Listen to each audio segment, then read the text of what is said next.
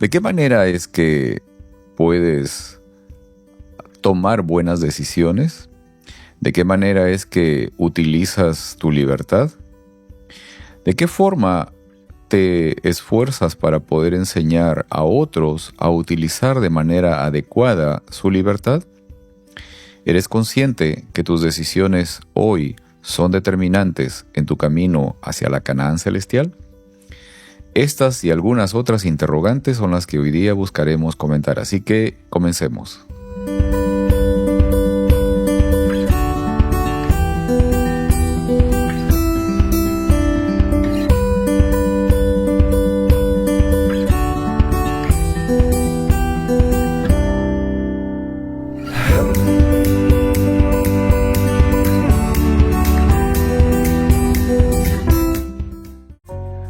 Hola, bienvenidos a este momento de estudio de la lección de escuela sabática.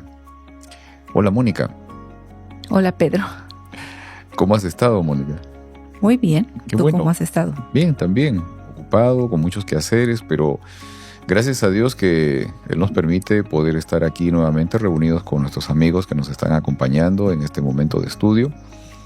Y gracias también por aceptar la invitación a acompañarnos hoy día. Gracias por la invitación.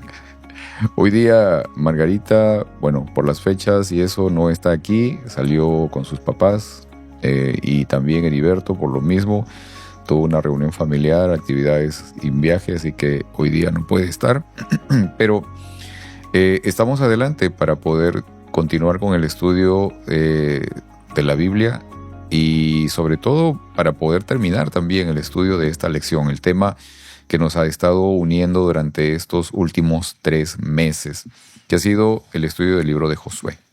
Creo que ha sido un estudio muy, muy interesante, muy provechoso.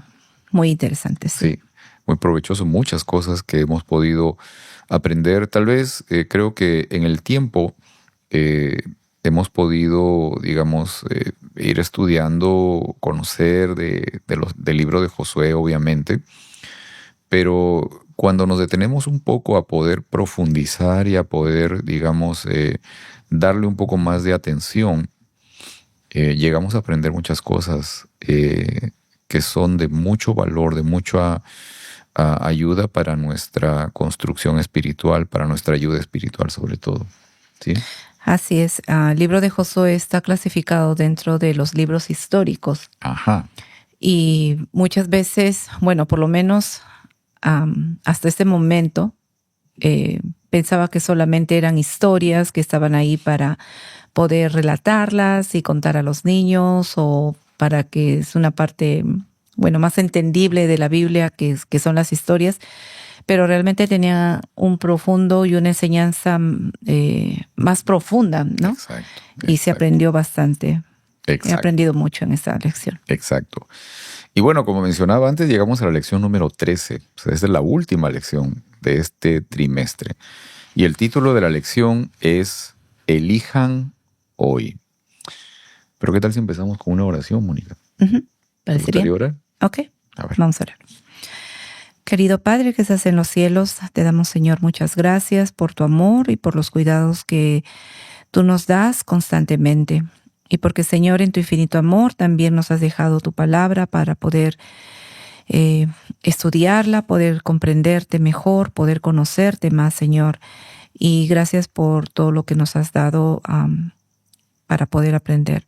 Te pedimos, Señor, que tu Santo Espíritu nos acompañe en este estudio y que lo que podamos compartir con las personas que nos están viendo, Señor, sean de tu agrado. Gracias, Señor, por tu amor. En el nombre de Jesús. Amén. Amén.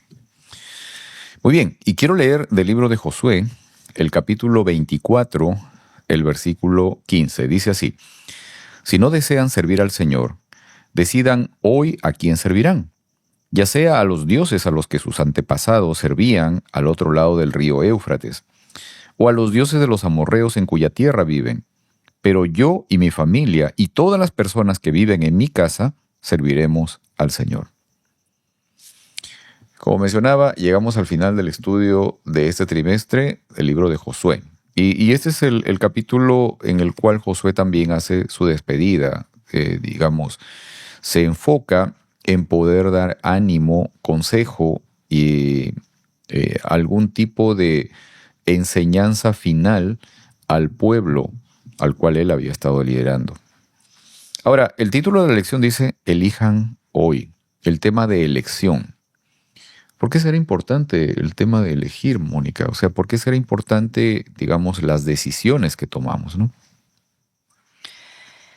Son importantes las decisiones que tomamos porque son pequeños ladrillos que construimos para nuestra propia vida, ¿no? Y muchas veces pensamos que ser libres significa hacer lo que uno quiere, pero realmente libertad significa ser responsables en lo que vamos a hacer, vamos a actuar. Claro, y en esa parte, en definitiva, el hecho de ser libres implica, como mencionabas, una gran responsabilidad. Así y tal es. vez por eso, digamos, no es tan sencillo el llegar a ser realmente libres o vivir realmente en libertad, porque eso implica responsabilidad, compromiso, tomar decisiones que afectan nuestras vidas, pero también las vidas de otros. Así es. Y Sí. también salir de nuestra zona de confort. Definitivamente, definitivamente. Ahora, en esa parte hay un elemento fundamental que todo creyente obviamente considera, ¿no? Nosotros como cristianos reconocemos, entendemos que Dios nos dio la capacidad de libre elección. O sea, nos dio la libertad. Así Y es. que esa libertad justamente existe para que nosotros podamos, digamos, llegar a alcanzar una relación libre con nuestro Señor, y en esa libertad y en esa relación de libertad podamos entender que es la única manera de poder llegar también a amar al Señor. Así Sin es. libertad no existe esa posibilidad. Ahora, digamos, en esta utilización de la libertad y de entender realmente de la importancia, ¿has podido, tal vez, Mónica, encontrar esta, digamos, posibilidad de ver cómo es posible enseñar a otros a utilizar adecuadamente su libertad? Por ejemplo, en casa, ¿no? Con los hijos, que es lo primero, ¿no? En la congregación, no lo sé. O sea, ¿cómo tal vez se ha podido experimentar esta parte de enseñar a los otros a tomar decisiones adecuadas, pero dentro de su libertad, ¿no? Claro, como te había mencionado anteriormente, la libertad es, en cierta forma, bueno, no es en cierta forma, la libertad es responsabilidad. Y para poder enseñarla, pues uno tiene primero que aprender a tener esa libertad, ¿no? Había mencionado que pues no es hacer lo que uno quiere, y a veces confundimos que podemos hacer lo que queremos y tener libertad, ¿no? Yo soy libre y hago lo que quiero, ¿no? Entonces, a veces confundimos esa parte, ¿no? ¿Cómo poder enseñarla? Pienso que con el ejemplo. Con el ejemplo podemos enseñar a nuestros hijos, y ellos pueden observar que nosotros vivimos en libertad. Y eso significa, por ejemplo, ¿no? Salir de nuestra zona de confort. Ser libres a veces nos indica que necesitamos dejar algo, ¿no? Si estamos hablando en ese caso, de libertad espiritual, de poder gozar de nuestro libre albedrío, nos enseña a tomar decisiones. Entonces, a veces, para poder servir al Señor, necesitamos tomar decisiones de dejar algo que quizás nos está impidiendo que sirvamos al Señor como Él quiere que lo sirvamos, ¿no? Entonces, de esa forma, pienso que la mejor manera de poder dar a conocer la libertad a nuestros hijos es que ellos lo puedan ver, ¿no? Porque muchas veces es mejor actuar que decir varias cosas, porque a veces no somos libres cuando decimos y nos contradecimos con nuestros propios actos. Ok, Ok. Y en esa parte creo que es importante, por ejemplo, la manera como es que Josué también menciona digamos, ese llamado, ¿no? Lo que estás diciendo, o sea, porque él está realmente no solo manifestando verbalmente, al parecer, o sea, no, digamos, él está mostrando ese ejemplo de decisión en libertad en su vida personal, en su vida familiar también, ¿no? Es lo Así que está es. diciendo, o sea, pero yo y mi casa y todas las personas que viven en mi casa serviremos al Señor. Esa es la Así decisión que es. está tomando. Ok, quiero leer del libro de Josué, el capítulo 24, y dicho sea de paso, digamos, en este estudio, básicamente lo que estudiamos es el capítulo 24 del libro de Josué, que es la parte final del libro. Quiero leer del libro de Josué, capítulo 24, versículos del 2 al 13, y quiero leerlo de la nueva versión internacional. Dice, Josué dijo a todo el pueblo, así dice el Señor, Dios de Israel. Hace mucho tiempo sus antepasados, incluido Teraj, padre de Abraham y Nacor, vivían al otro lado del río Éufrates y adoraban a otros dioses. Pero yo tomé de ese lugar a Abraham, antepasado de ustedes, y lo conduje por toda la tierra de Canaán, y le di una descendencia numerosa. Primero di un hijo, Isaac, y a Isaac di 2 hijos, Jacob y Esaú. A Esaú entregué las montañas de Seir, en tanto que Jacob y sus hijos descendieron a Egipto. Tiempo después envié a Moisés y a Aarón y herí con plagas a Egipto hasta que los saqué a ustedes de allí. Cuando saqué de ese país a sus antepasados, ustedes llegaron al Mar Rojo y los egipcios los persiguieron con sus carros de guerra y su caballería. Sus antepasados clamaron al Señor y Él interpuso oscuridad entre ellos y los egipcios. El Señor hizo que el mar cayera sobre estos y los cubriera. Ustedes fueron testigos de lo que hice a los egipcios. Después de esto, sus antepasados vivieron en el desierto durante mucho tiempo. A ustedes los traje a la tierra de los amorreos, los que vivían al este del río Jordán. Cuando ellos les hicieron la guerra y yo los entregué en sus manos, ustedes fueron testigos de cómo los destruí para que ustedes poseyeran su tierra. Y cuando Balac, hijo de Zippor y rey de Moab, se dispuso a presentarles combate, él envió al profeta Balán, hijo de Beor, para que los maldijera. Pero yo no quise escuchar a Balán, por el cual él los bendijo una y otra vez, y así los salvé a ustedes de su poder. Finalmente, cruzaron el río Jordán y llegaron a Jericó, cuyos habitantes pelearon contra ustedes. Lo mismo hicieron los amorreos, fereceos, cananeos, hititas, gergeseos, heveos y jebuseos. Pero yo los entregué en sus manos. No fueron ustedes quienes con sus espadas y arcos derrotaron a los 2 reyes amorreos. Fui yo quien por causa de ustedes envié avispas para que expulsaran de la tierra a sus enemigos. A ustedes les entregué una tierra que no trabajaron y ciudades que no construyeron. Vivieron en ellas y se alimentaron de viñedos y olivares que no plantaron. Y esto es interesante porque aquí Josué está mostrando todo un recuento, un asunto histórico completo, pero hablando y manifestando de que era el Señor el que justamente le había dicho todas estas palabras. Ahora, ¿por qué será tan importante mantener vivo el recuerdo de las obras que Dios ha hecho en la vida de nosotros? Así como en el caso, ¿no? Josué está haciendo, digamos, un recuento de los actos sorprendentes, de la manera como ha actuado el Señor, cómo los ha guiado al pueblo de Israel. ¿Por qué será importante para nosotros hoy también el asunto de poder mantener vivo ese recuerdo de las obras de Dios en nuestras vidas?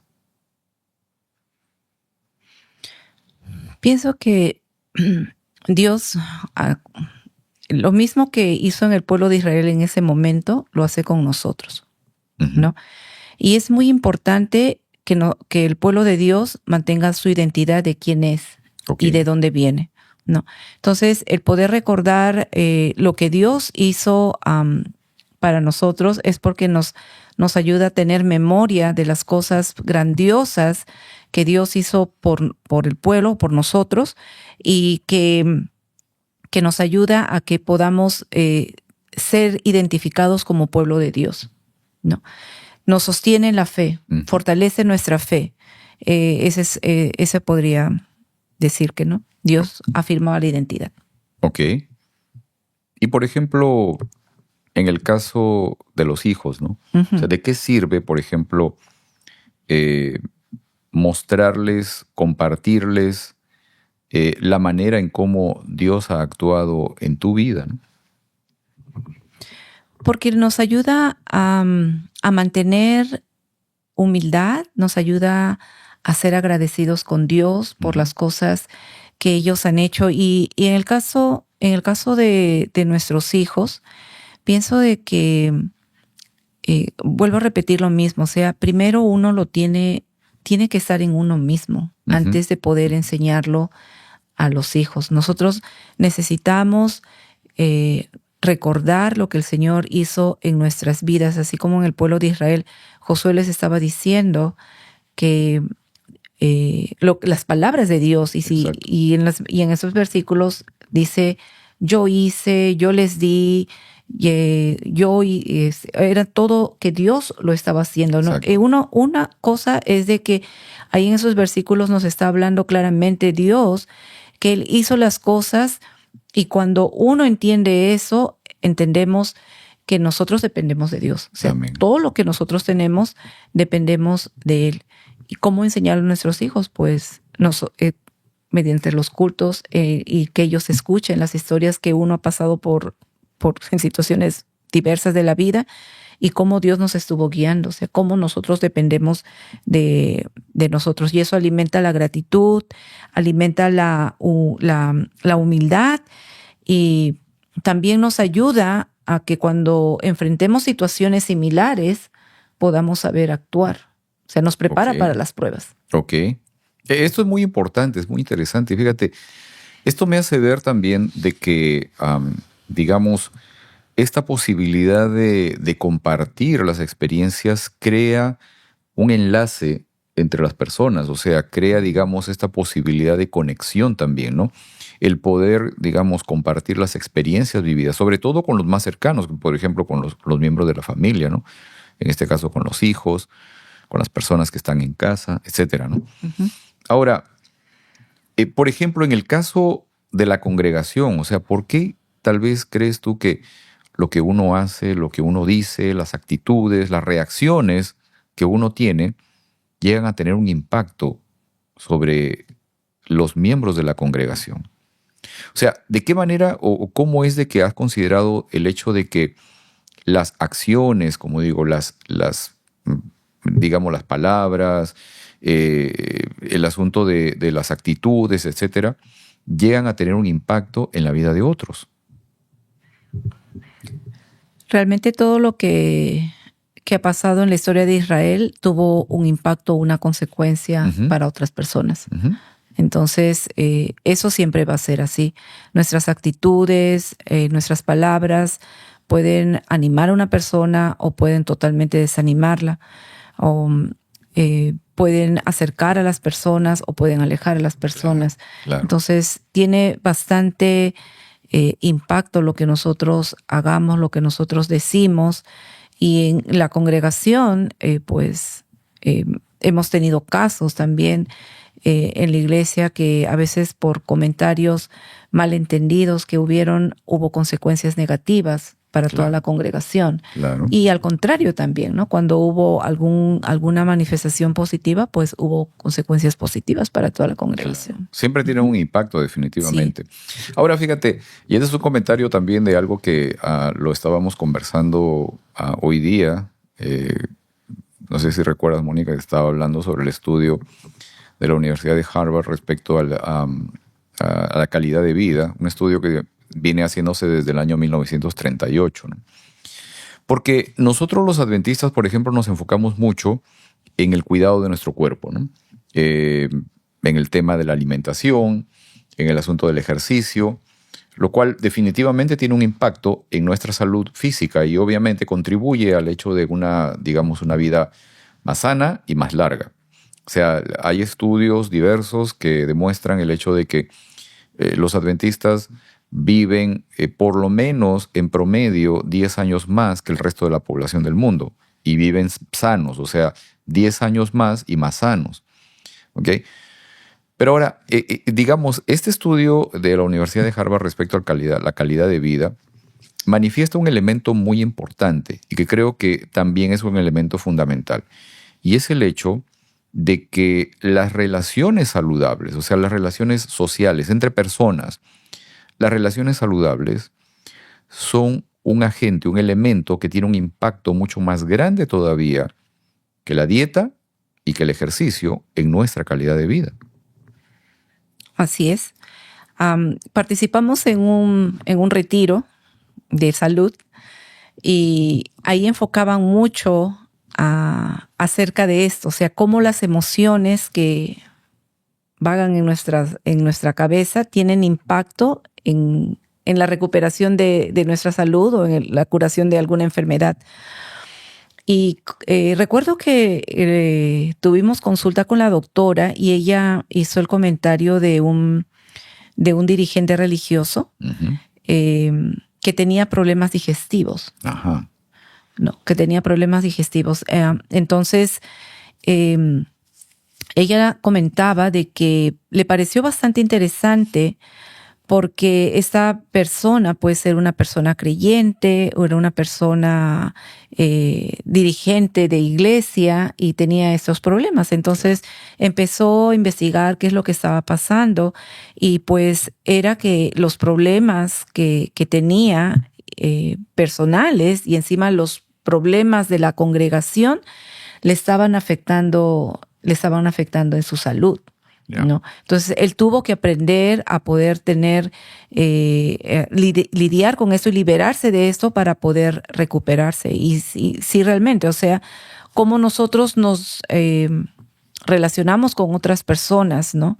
Si tenemos peleas entre nosotros, si hay resentimiento entre nosotros, si hay rencor, podemos ser muy saludables, pero pues no estamos bien porque nuestras relaciones no están correctas. Y de lo contrario también hay casos de personas que pues son súper felices, contentos con todo el mundo y no se cuidan de su salud y se los ve muy bien. También hay situaciones de eso, ¿no? Definitivamente.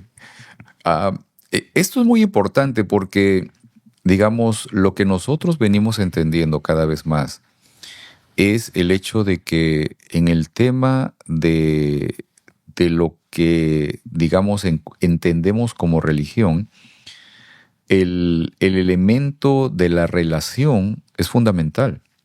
O sea, la relación en principio con nuestro Creador y obviamente la relación con nuestro semejante es un elemento fundamental, o sea, porque Dios es un ser relacional, ¿no?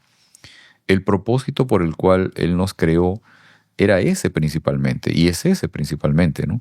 Y es el hecho de poder crear un ser con las facultades, con las condiciones del ser creador, de Dios creador.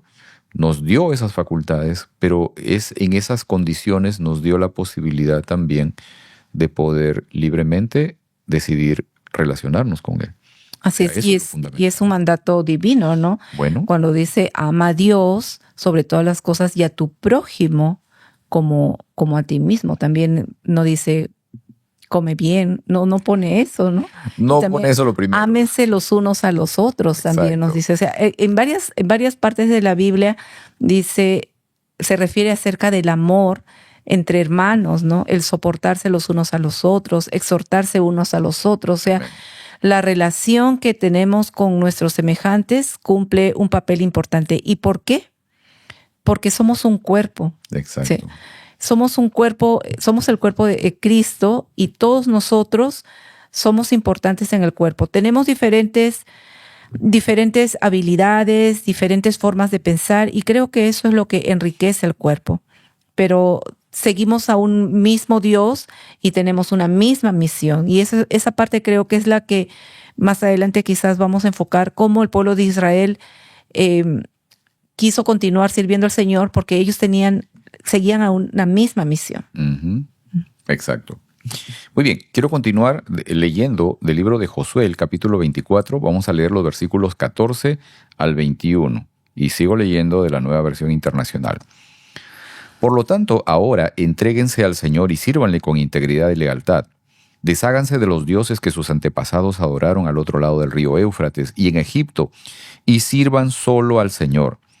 Pero si les parece mal servir al Señor, elijan ustedes mismos a quienes van a servir.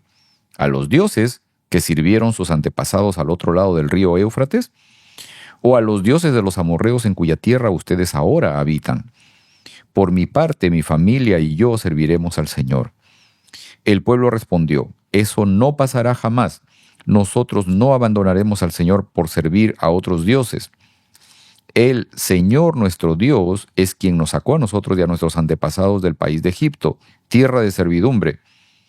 Él fue quien hizo aquellas grandes señales ante nuestros ojos. Nos protegió durante todo nuestro peregrinaje por el desierto y cuando pasamos entre tantas naciones.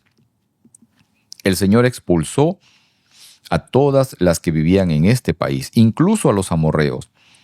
Por esta razón, nosotros también serviremos al Señor porque Él es nuestro Dios. Entonces Josué dijo, ustedes son incapaces de servir al Señor porque Él es Dios santo y Dios celoso.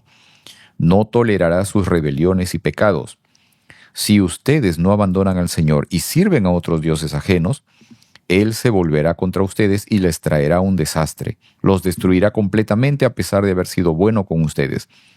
Pero el pueblo insistió, eso no pasará jamás. Nosotros solo serviremos al Señor. Este elemento, digamos, de las afirmaciones y las palabras también de Josué, nos llevan a reflexionar un poco, ¿no? Recuerdo, digamos, algunos temas de enseñanza que había podido estudiar antes y poder reconocer de que en un principio, antes de la aparición del pecado, en el cielo la relación entre los seres creados y su creador giraban en torno a un elemento fundamental que era la confianza, ¿no? Y en base a eso, la relación de servicio, porque aquí por lo menos Josué presenta en varios versículos de los que acabo de leer la palabra servir. ¿Okay? El servicio a Dios era un elemento voluntario y era una condición, digamos, era una acción que producía felicidad también al ser que, digamos, realizaba esa acción. Sin embargo, con la entrada del mal, esta perspectiva cambió completamente. Y entonces, los seres afectados por esta, digamos, alteración o desfiguración de la imagen de Dios, empezaron a ver el servicio como una obligación, como algo que eran forzados a hacer. En el caso del ser humano, las condiciones son más o menos semejantes. O sea, digamos, el poder entregarse a Dios en muchos casos aparece como una condición de enforzamiento, de obligación. Pero ese no es el propósito de Dios.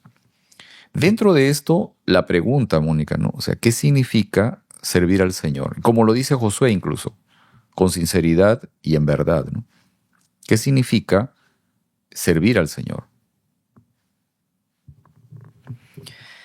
Servir al Señor con sinceridad y con verdad, pues significa un servicio, como ya lo mencionaste, ¿no? Un servicio que sea voluntario y no obligado. Ajá. ¿No? Un servicio que sea íntegro. Dios desea que nuestros corazones no sea un servicio a medias, ¿no? Sino una entrega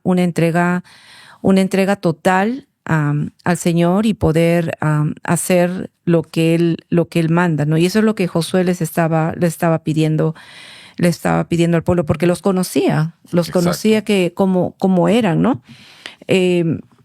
Nosotros debemos de vivir conforme a la palabra de Dios, como nos dice que debemos de vivir, y no conforme a las tradiciones humanas, porque a veces eso nos pasa también, ¿no? O sea, queremos agradar a las personas y a veces nos olvidamos de agradar a Dios. Y entonces eso tiene que ver qué qué es lo que prioriza, lo que está priorizándose en nuestras vidas, ¿no? Ok. Es interesante que la palabra que se utiliza aquí para servir o servicio la palabra que se utiliza es del hebreo abad. Y esta palabra significa servir a alguien como un trabajo que se está haciendo, incluso como el trabajo que está haciendo un esclavo. Pero también puede significar el trabajo que un padre realiza por su familia, ¿sí? Que es un trabajo voluntario y que al final, digamos, es un trabajo que produce satisfacción, ¿no? Uh-huh. Y que produce bendición, no solo para la persona que lo hace, sino sobre todo para otras personas. Ese es el servicio que solamente podemos dar al Señor. Ahora, la otra parte de esta interrogante sería, ¿qué es lo que nos impide muchas veces llegar a encontrar plena confianza en el Señor para poder servirle de una forma, digamos, con sinceridad y en verdad? ¿Qué es lo que nos impide, digamos, entrar en ese vínculo de relación completa con Él, ¿no? El ser humano pienso de que se siente seguro en cosas que conoce, ¿no? O sea, lo que nuestros ojos pueden ver, nosotros podemos tener la seguridad de que pues sí va a estar bien o va a estar mal, ¿no? A veces el confiar en Dios requiere mucha fe, ¿no? Okay. Y de poder confiar en lo que Él nos dice que confiemos en Él, porque su palabra dice de que siempre va a estar con nosotros, no te dejaré, no te desampararé, y estará con nosotros. Y a veces esa parte de la inseguridad de no confiar plenamente en Dios es a veces lo que nos impide que no le sirvamos como Él se lo merece, ¿no? Queremos tener el control de nuestra vida. Y ese a veces puede ser un ídolo que nosotros tenemos, o sea, soltar y dejar que Dios actúe en nosotros, ¿no? O sea, nos sentimos seguros cuando nosotros tenemos el control, ¿no? Y por eso también el Señor nos dice, ¿no? Si no fuésemos como niños, Ajá. no entraremos en el reino de los cielos, porque nosotros sabemos que un niño le es fácil confiar. Exacto. Son inocentes y es fácil confiar. Confían en sus padres o en las personas que los cuidan y confían en ellos, ¿no? Yo veo, por ejemplo, a mi nietito, ¿no? Cuando estoy con él, yo lo puedo ver que pues él está jugando libremente, él no se está preocupando si se va a caer, si se va a golpear, si le va a pasar algo, él no se está preocupando en eso. Él está jugando confiadamente, ¿no? Y ese es el tipo de confianza que Dios quiere que nosotros tengamos, ¿no? Podemos pasar por una situación bastante difícil, pero Dios quiere que podamos vivir libremente, confiando plenamente en Él. Ok.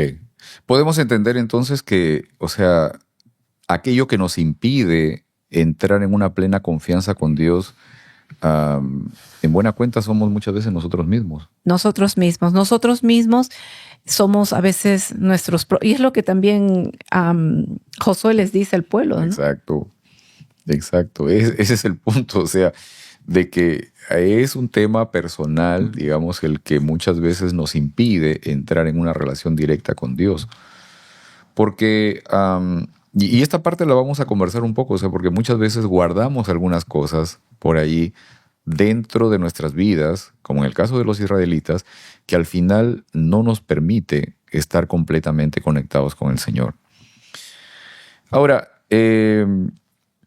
bueno, los israelitas hicieron una declaración, ¿no? Ellos dijeron afirmativamente y categóricamente, o sea, no, eso no va a pasar, nosotros vamos a servir al Señor, etcétera, etcétera, ¿no? Pero ahora, acá hay algo que me interesa mucho de que podamos tal vez comentar. De manera práctica, en nuestra vida diaria, en el presente, ¿qué significa servir al Señor? ¿De qué manera uno sirve al Señor? Bueno, como ya lo hemos dicho, ¿no? Ajá. Confiar plenamente en Dios y dejar que Él tome el control de nuestras vidas. Ajá. Y eso se practica mediante el conocimiento que uno tenga con el Señor. O sea, si yo no tengo una relación con Dios, yo no voy a poder desarrollar mi confianza en Él, Así es. porque pues no lo conozco. Así ¿No? es. Pero cuando leemos las promesas de Dios en la Biblia, podemos ver claramente que Dios está ahí. Y no solamente por leer, sino también tenemos testimonio de muchas personas. Por eso los testimonios son muy importantes. Ujú. Los testimonios, cómo Dios obra en la vida de otras personas y que no nos desampara. Es una forma de cómo Dios nos ayuda a poder confiar en Él. Tengo una experiencia que no es una experiencia personal, sino es una experiencia que me contó mi suegra, Ajá. de cómo ellos tuvieron que afrontar una situación bastante difícil en una determinada época de la vida, y el Señor se manifestó así de una forma milagrosa a través de un animalito, y cómo pudo proveer para que se pudiera suplir la necesidad que en ese momento se tenía. Entonces, mediante los testimonios se puede confiar plenamente cómo Dios actúa. Y entonces, conociéndolo a Él, relacionándonos con Él, podemos desarrollar esa parte, ¿no? Así es, definitivamente.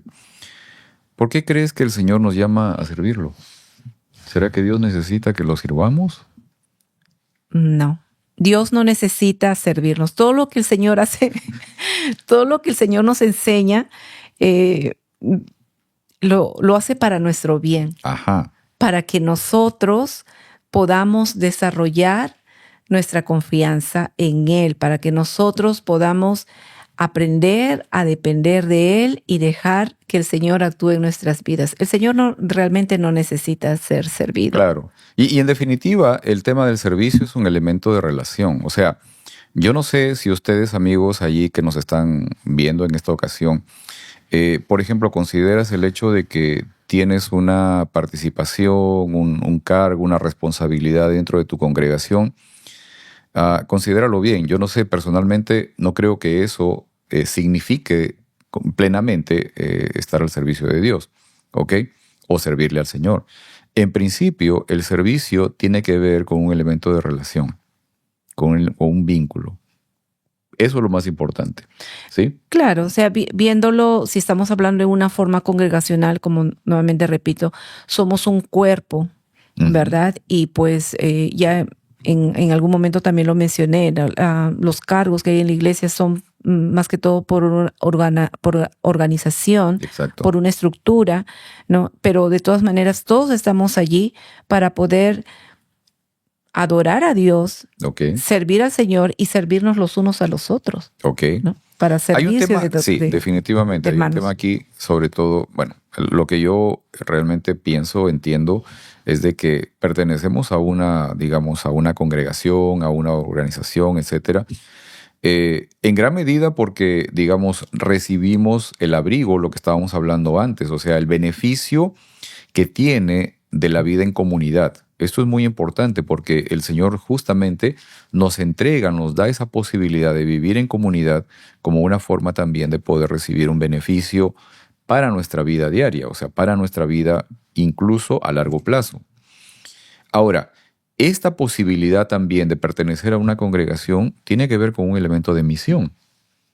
Y la misión principalmente es la de poder conocer al Señor y de poder mostrarlo a Él. Sí, esto es fundamental, o sea, esta parte es central, creo yo. El hecho de que nuestra vida, no dentro de cuatro paredes, no dentro de un templo, sino nuestra vida diaria, nuestra vida en todas partes, ¿no? En el trabajo, en las actividades, en la calle, en la tienda, en la casa, con los hijos, con los amigos, etcétera, es una vida que debería mostrar el Dios que conocemos. ¿Y en qué me beneficia servir al Señor? ¿En qué te beneficia? Ajá, ¿en qué me beneficiará? ¿Por qué debería yo servir a Dios si soy un ser libre, no? No se supone de que usualmente en la mente humana, más bien la naturaleza humana nos llama a esclavizar al otro para que el otro me sirva a mí, ¿no? El Señor Jesús nos dijo, no he venido para ser servido, sino para servir.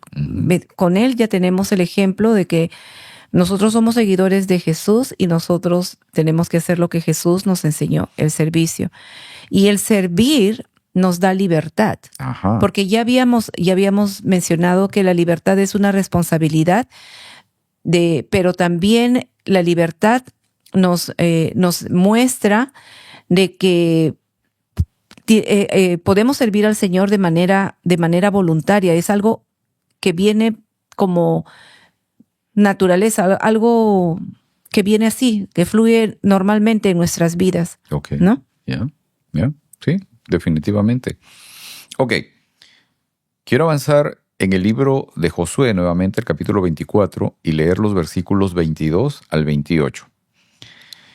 Y dice así: Y Josué dijo una vez más: ustedes son testigos contra ustedes mismos de que han decidido servir al Señor. Sí, sí lo somos, respondió toda la asamblea.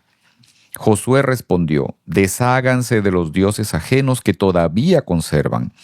Vuélvanse de todo corazón al Señor, Dios de Israel. El pueblo respondió: al Señor nuestro Dios serviremos y solo a Él obedeceremos. Aquel mismo día Josué reafirmó el pacto con el pueblo de Israel. Allí mismo, en Siquén, les dio estatutos y leyes y registró todo en el libro de la ley de Dios. Luego tomó una enorme piedra y la colocó bajo la encina que está en el santuario del Señor. Entonces dijo a todo el pueblo: esta piedra servirá de testigo contra ustedes. Ella ha escuchado todas las palabras que el Señor nos ha dicho hoy. Testificará contra ustedes en caso de que digan falsedades contra su Dios. Después de todo esto, Josué envió a todo el pueblo a sus respectivas propiedades.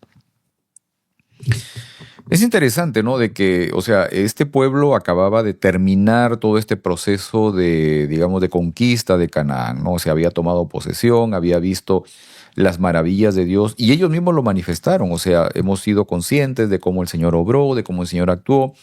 Josué les narró también el hecho de las palabras de Dios. Cuando ustedes se acercaron a los pueblos cananeos, no fueron ustedes, no fue su espada, no fueron sus arcos, no fueron sus fuerzas. No, fui yo el que actuó delante de ustedes. Yo fui expulsando a toda esa gente, yo envié a las avispas. Era yo el que estaba llevándolos justamente a poder hacer realidad la promesa que se había hecho. Los israelitas obviamente afirmaron categóricamente: sí, nosotros serviremos al Señor, nosotros vamos a ser leales al Señor, etcétera, etcétera. Ahora, luego de ver en las palabras de Josué, de que los israelitas todavía guardaban ídolos entre ellos, y probablemente varios de ellos todavía adoraban a esos ídolos, ¿qué tan sinceras, qué tan firmes, qué tan reales te parecen, Mónica, esas afirmaciones ahora? Pienso que las palabras que el pueblo de Israel mencionó en ese momento fueron palabras sinceras. Ellos realmente deseaban servir al Señor, pero ellos también sobreestimaron su fidelidad.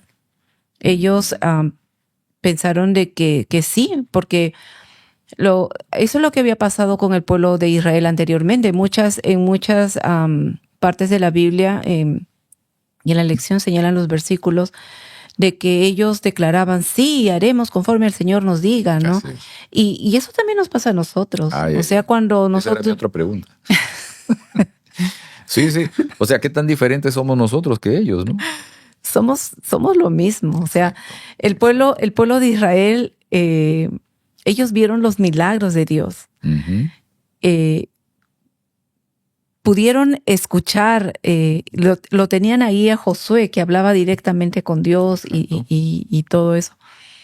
Y posiblemente lo que pasó allí, pienso de que se llevaron por la emoción. Así es. Y eso también ahí hay otra enseñanza de que necesitamos tener cuidado con nuestras emociones, porque nuestras emociones pues vienen y van, ¿no? Entonces no podemos tomar una decisión de servir a Dios, por ejemplo, en una situación de emoción, ¿no? Y a veces eso es lo que pasa en las campañas evangelísticas, ¿no? Yeah. Que nos emocionamos y tomamos una decisión y después se bautiza la persona y después ya no la vemos más. Oh, ¿No? Entonces, esa parte pienso de que sí hay que tener cuidado. Y es lo que Josué quería evitar. Porque creo que ahí más adelante vas a sí. hacer la pregunta de la confrontación. Ok. Pero, o sea, dentro de esto, ¿no? Antes de toda esta parte, o sea, ¿qué tan, digamos, qué clase de ídolos son los que hoy día todavía nosotros a veces, de alguna forma, escondemos, guardamos, queremos mantener y que obviamente impactan en la posibilidad de acercarnos plenamente a Dios, ¿no? ¿Cuáles pueden ser esos ídolos hoy, no? Bueno, como sabemos, ídolo es todo aquello que ocupa el primer lugar en nuestras vidas y desplaza a Dios.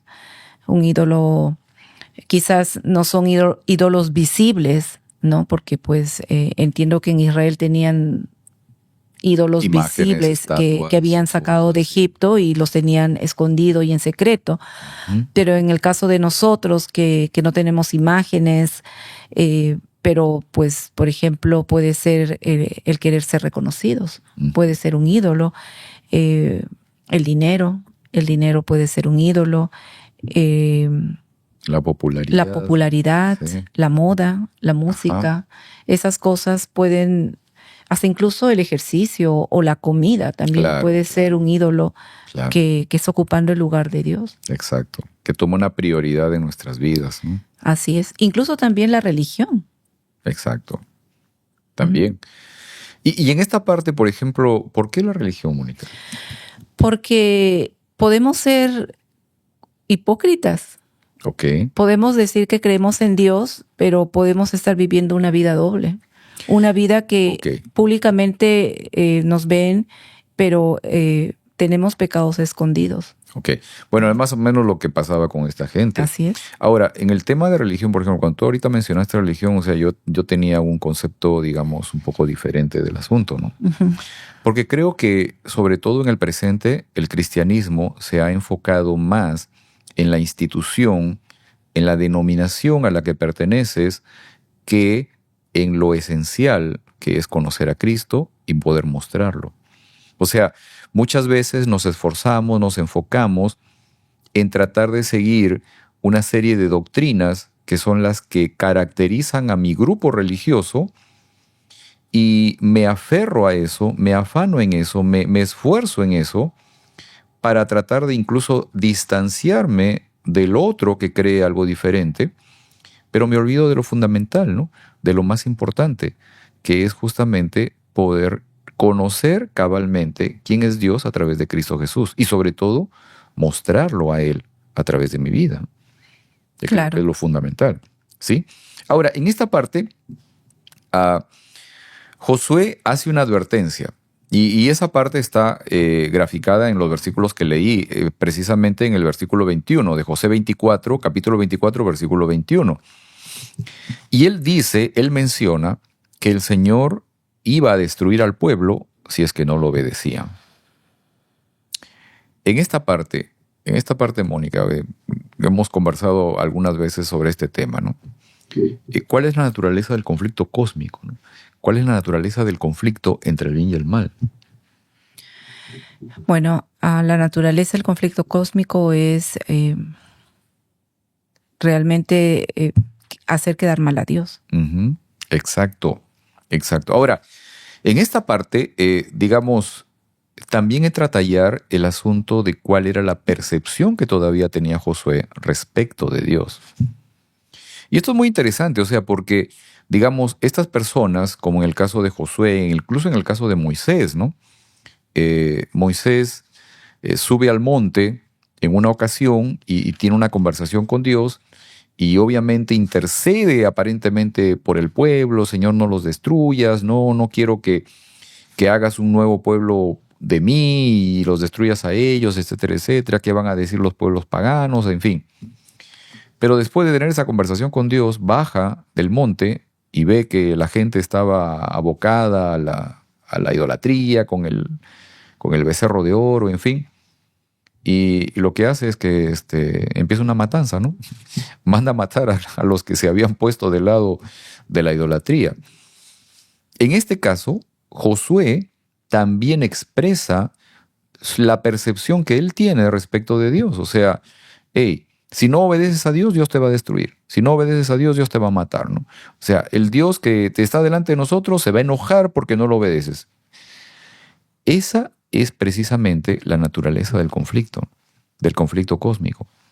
La acusación de que Dios es, para decirlo en términos prácticos y bíblicos, como los dioses paganos. Un Dios que que se tranquiliza una vez que existe matanzas, que existe muertes, derramamiento de sangre, que ese es el Dios, ¿no? Pero en realidad nosotros entendemos que ese no es realmente el carácter de Dios. Claro. O sea, el carácter de Dios, de un Dios que se ha entregado por nosotros en la cruz, por todos, incluso por aquellos que lo estaban matando. Ese es el verdadero carácter de Dios. De un Dios que busca restablecer una relación con sus criaturas y rescatarlos del poder de alguien que los reclama como propios para destruirlos. Algo más todavía. Aquí, Moni, esto es lo interesante de la parte de la lección que pude encontrar. La lección, el folleto de la lección y el autor de la lección mencionan esto. Dice, lo voy a leer textualmente como dice, la religión de Israel nunca tuvo el propósito de ser legalista, sino un diálogo constante de fe y amor con un Salvador santo y misericordioso. Ahora, ¿cómo consideras tú la religión hoy? Tu religión. Según tu perspectiva, ¿no? ¿Cuál es el propósito de tu pertenencia a ese movimiento, a esa religión? Bueno, creo que el ser humano siempre tiene que creer en algo, ¿ok? Siempre tiene que creer en algo bueno, en algo malo, ¿no? En este caso, personalmente, pues yo decidí servir al Señor y pertenecer a la Iglesia Adventista porque pienso que es el lugar donde estamos aquí para cumplir una misión, que es el de poder llevar las buenas nuevas de salvación a los otros que no conocen, ¿no? La religión no es una denominación, ¿no? O sea, sino es un estilo de vida realmente. Ajá. Es un estilo de vida, o sea, es algo que yo soy adventista no del séptimo día, no porque voy a la iglesia los sábados, sino es algo que tiene que ser constante y es una decisión diaria. Es cómo vivo yo cada día, primero aquí con los miembros más cercanos de mi familia, tú, mi esposo, y mis hijos, que son los más cercanos, y luego pues con las personas con las que me relaciono cada día, que son los compañeros de trabajo. O sea, son mis círculos más cercanos, cómo ellos perciben, cómo mi vida refleja de que soy hija de Dios, cómo mi vida refleja que soy adventista del séptimo día también. Ok. Definitivamente, ¿no? Eso es lo fundamental. O sea, el tema de la religión, principalmente, como dice aquí el autor de la lección, me pareció muy interesante. O sea, tiene que ver fundamentalmente con mantener un diálogo, ¿no? Con mantener un diálogo con tu creador. Un diálogo de confianza y un diálogo de amor. Plena confianza y en libertad con tu creador. Eso es lo importante. Y creo que esas son algunas de las cosas que hemos aprendido en el estudio del libro de Josué.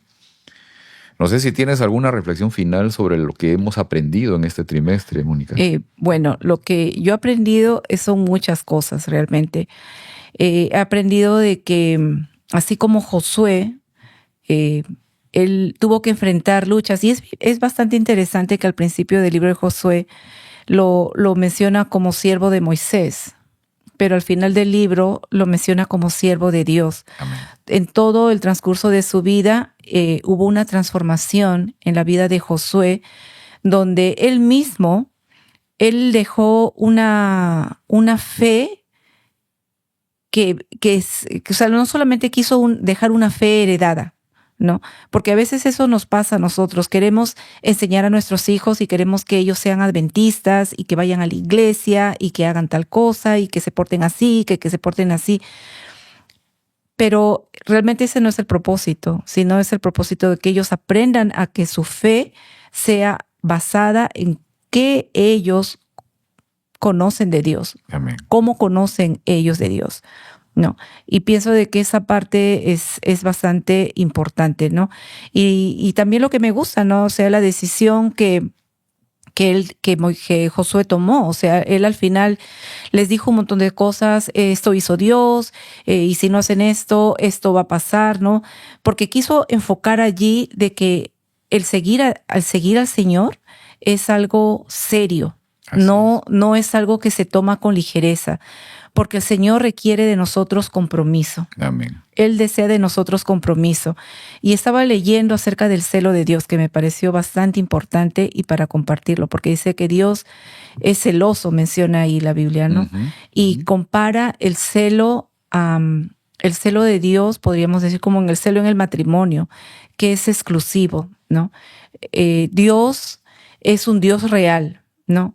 Los ídolos no son reales, no dan vida.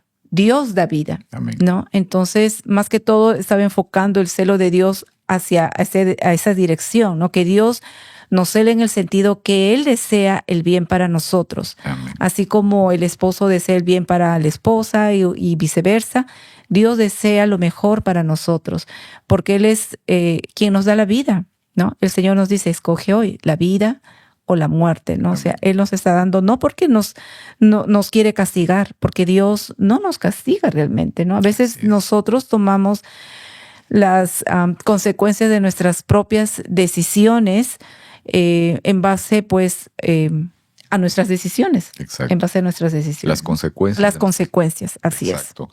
Exacto. Creo que en el libro de Josué hemos podido recibir muchas enseñanzas. Algunas incluso de orden, como hemos estado viendo, ¿no? Cristológico, eclesiológico y también, digamos, escatológico, obviamente ubicadas en el contexto del tiempo del fin. Y dentro de eso, algunas cosas que me parecieron muy relevantes, incluso tomando también la tipología que hemos estado estudiando también en algunas lecciones anteriores, el tema de la tipología, del simbolismo, de la imagen, el hecho de que el Señor nos ofrece la victoria, nos ofrece la entrada a la tierra de Canaán, netamente no por nuestro esfuerzo, sino por la posibilidad de reconocer nuestra unión a Él. Creo que esto es lo fundamental. Y en el camino hacia la Canaán celestial, esto es lo fundamental. No el hecho de nuestro esfuerzo personal. Que nuestro esfuerzo personal, como cuando le decía a Josué, sé fuerte y valiente, esfuérzate, pero ese esfuerzo tenía que ver netamente con el deseo, con la decisión personal de estar ligado al Señor, de someterte a Él, de entregarte. Y es un trabajo diario, constante, netamente. Muchas cosas para poder sacar de lo que hemos aprendido también durante este trimestre. De paso, déjenme decirles, aquí tengo el comentario de Manuel González, hermano Manuel. Gracias por acompañarnos también. Acá tengo su comentario anterior. Dice, si no juzgamos lo bueno de lo malo, ¿cómo podemos tener juicio para poder diferenciar lo bueno de lo malo? Y déjeme decirle que Pablo habla específicamente de esto, diciendo de que nuestra capacidad para poder diferenciar lo bueno de lo malo es un don que nos entrega el Espíritu Santo. Y tratemos de confiar en eso, o sea, busquemos confiar en eso, de que sea el Espíritu de Dios el que nos revele de dónde viene una enseñanza, si viene del Espíritu Santo o viene de otra parte, de otro espíritu, es lo que menciona Pablo. Y esto es muy importante porque, por ejemplo, en el caso de los fariseos en la época de Jesús, o de muchos religiosos durante muchos tiempos, conocían los escritos muy bien y sin embargo no pudieron diferenciar lo bueno de lo malo. la capacidad, la habilidad para poder reconocer y diferenciar lo bueno de lo malo y aprovechar o decidirse por lo correcto, es un don, es una capacidad, es una habilidad que nos la entrega el Espíritu Santo. En esa medida, y como hemos estado estudiando en este trimestre, lo más importante en nuestras vidas es que diariamente busquemos entregarnos y someternos al poder y a la dirección de Dios. ¿Puedo decir algo? Vamos, Mónica.